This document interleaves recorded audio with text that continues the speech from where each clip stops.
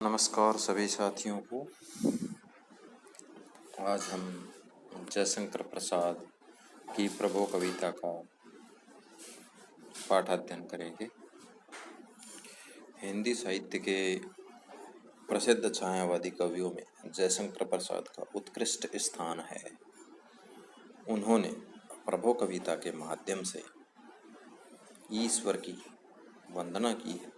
ईश्वर की विशालता, सर्वव्यापकता आदि का उन्होंने प्रसार इस कविता में दिखाया है कि सागर, समुद्र, चांदनी, चंद्रमा, आकाश, ये सभी प्रकृति के अवयव उस सर्वशक्तिमान ईश्वर की प्रार्थना करते हुए से दिखाई देते हैं।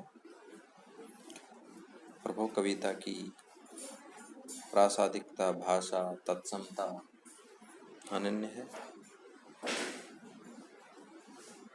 प्रभो कविता का रसास्वादन करते हैं। विमल इंदु की विशाल किरणें, प्रकाश तेरा बता रही, अनादि तेरी अनंत माया, जगत को लीला दिखा रही। जयशंकर प्रसाद कहते हैं कि विमल, मल रहित यानी स्वच्छ, इंदु यानी चंद्रमा की विशाल किरणें, बड़ी विशाल चारों तरफ फैली किरणें, प्रकाश तेरा बता रही। प्रकाश किसका? उस ईश्वर का। अनादि तेरी अनंत माया, जगत को लीला, अनादि जिसका कोई प्रारंभ न हो, अनंत जिसका कोई अंत न हो, जगत यानी संसार को, लीला यानी चमत्कार दिखा रही। जयशंकर प्रसाद कहते हैं कि ईश्वर की विशालता और उसके अनादि अनंत रूप को चंद्रमा की विशाल किरणें दिखा रही। जैसे चंद्रमा संपूर्ण संसार में अपनी किरणें बखेरता है, वो एक तरह से ईश्वर का ही रूप है और ये ईश्वर के प्रकाश के रूप में सारे संसार को आह्लादित करता है। प्रसार तेरी दया का कितना, ये देखना है तो देखे सागर, तेरी प्रशंसा का राग प्यारे, तरंग मालाएं गा रही। दूसरे पद में जयशंकर प्रसाद ने अपनी प्रसार भाषा में, उक्त भाषा में बताया है, प्रसार यानी फैलाव, दया का कितना यानी उस ईश्वर में, भगवान में कितनी दया है, उसको यदि देखना है तो हम सागर को देखें। जैसे सागर कितने विशाल हैं, तो उनके हृदय में भी दया का सागर इतना विशाल ही है और उसकी उठने वाली तरंगें उनके प्रशंसा के रागों को यानी प्रशंसा के गीत गा रही है, उनकी बड़ाई के गीत गा रही है। समुद्र का विस्तार उसके हृदय में, ईश्वर के हृदय में दया के विस्तार को बताता है। समुद्र में उठने वाली तरंगें ईश्वर के प्रशंसा यानी उनकी बड़ाई में गाए जा रहे एक गीतों के रूप में दिखाई गई है। तुम्हारा स्मित हो जिसे निरखना, वो देख सकता है चंद्रिका को, तुम्हारे हंसने की धुन में नदियां निनाद करती ही जा रही। तुम्हारा स्मित हो, निरखना, स्मित यानी हंसी, मंद मंद हंसी, निरखना यानी देखना। जब तुम हंस करके देखते हो, यदि तुम्हारी हंसी कोई देखना चाहता है तो वो चंद्रिका यानी चांदनी को देख सकता है। यानी जिस तरह चंद्रमा रात्रिकालीन हंसता हुआ दिखाई देता है, तो ऐसा लगता है कि मानो साक्षात ईश्वर ही हंस रहा है। और उस हंसी की आवाज कैसी होती है उसे देखना है तो हमारे क्या देखेंगे, तुम्हारे हंसने की धुन में नदियां निनाद करती ही जा रही। और मानो ईश्वर हंसता है तो नदियां कलकल का निनाद करती हुई बहती हैं, यानी आवाज करती हुई बहती हैं, मधुर आवाज करती हैं, मानो ईश्वर हंस रहा। यानी ये सभी उपादान, सूर्य, चंद्र, नदियां, सागर, ये मानो पृथ्वी, ये सभी मानो ईश्वर की पूजा से करते दिखाई देते हैं। विशाल मंदिर की यामिनी में जिसे देखना हो दीपमाला, तो तारकागण की ज्योति उसका पता अनूठा बता रही। अगले पद में है कि विशाल मंदिर की यामिनी में इस पूरे संसार यानी इस रात्रि रूपी विशाल मंदिर में जिसे देखना हो दीपमाला, दीपों की माला, तो तारकगण की ज्योति उसका, यानी उस ईश्वर का जो विशाल मंदिर है और उसमें जलते हुए तारों को देखना है, तो रात्रिकालीन जो मंदिर है उसमें तारकगण जलते हैं, मानो वो ईश्वर के विशाल मंदिर में दीपमाला के समान तारकगण यानी तारों के गणों की ज्योति उसका पता अनूठा बता रही।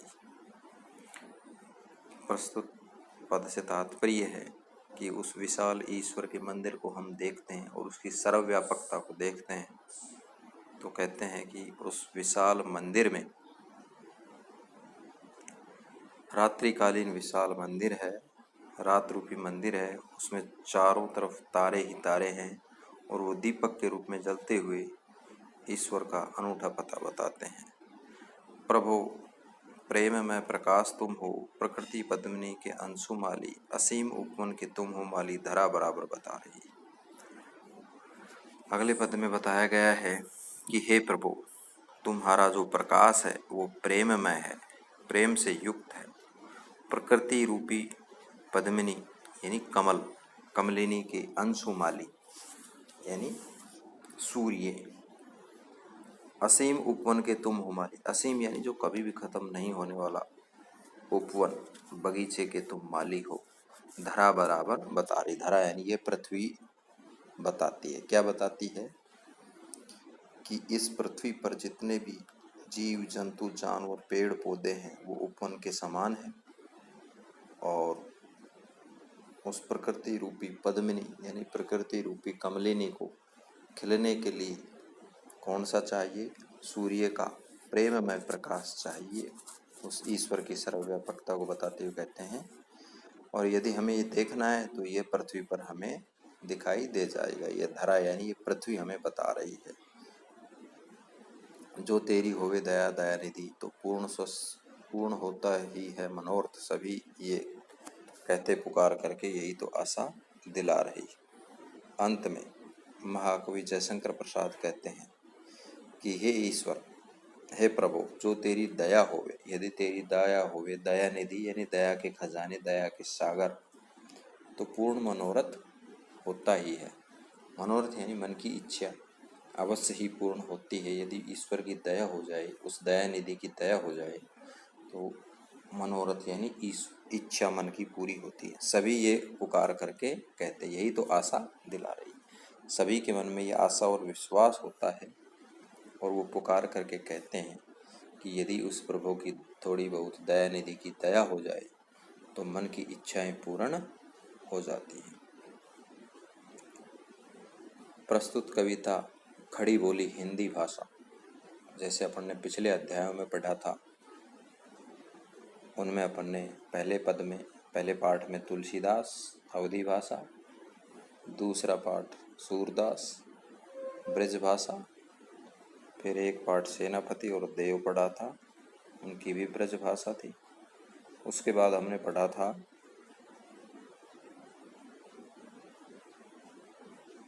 कृपाराम खिड़िया, जिसकी राजस्थानी भाषा थी।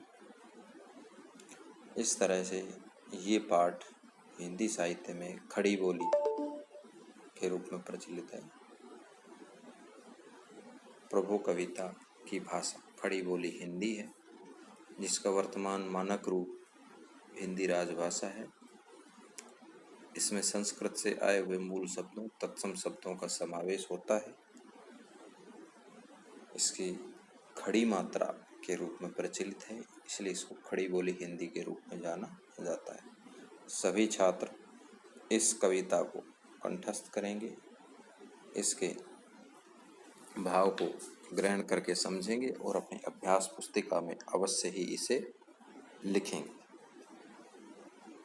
वीडियो देखने के बाद यदि आपको कोई समस्या है, कोई समझ में नहीं आ रहा है, तो आप कमेंट्स में लिखेंगे, वीडियो को लाइक और शेयर करेंगे और चैनल को सब्सक्राइब करेंगे। धन्यवाद।